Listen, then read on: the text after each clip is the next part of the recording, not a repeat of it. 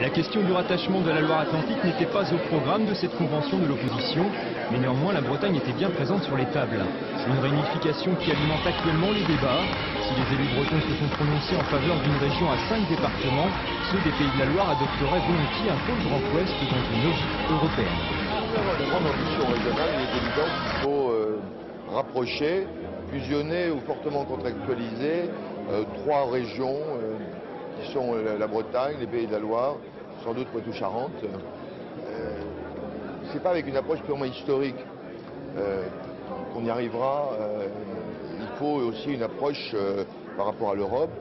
C'est vrai qu'on est un peu le bout de piste de l'Europe. Les contours et la nature de ce projet Grand Ouest ne font pas encore l'unanimité. Ainsi, Jean-Pierre Raffarin verrait bien le Poitou-Charentes intégrer un réseau atlantique plus vaste et qui conserverait son identité régionale. Moi, je suis très favorable à un pôle ouest. Je suis très favorable à l'arc atlantique. Je suis favorable à un réseau de régions. Je ne suis pas favorable au gigantisme, à la concentration qui ferait qu'on ait un espace hiérarchique et bureaucratique de Brest à Royan. Je pense qu'il faut des régions qui travaillent en réseau. Et de ce point de vue-là, l'Ouest Atlantique a beaucoup de choses à dire et on a beaucoup d'habitudes de travail avec la Bretagne, les Pays de la Loire et le Poitou-Charentes.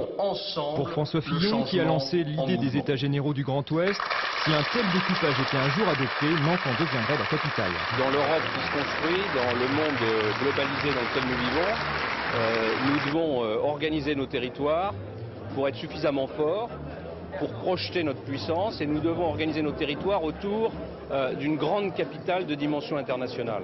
Nous avons dans l'Ouest une grande capitale de dimension internationale, c'est Nantes, et c'est autour de Nantes que doit s'organiser ce territoire. L'échéance d'une entité Grand Ouest est encore lointaine. Les régions devront d'abord trouver un terrain d'entente avant de sceller leur union. À démocratie libérale, ou de fraîcheur, d'envie de travailler.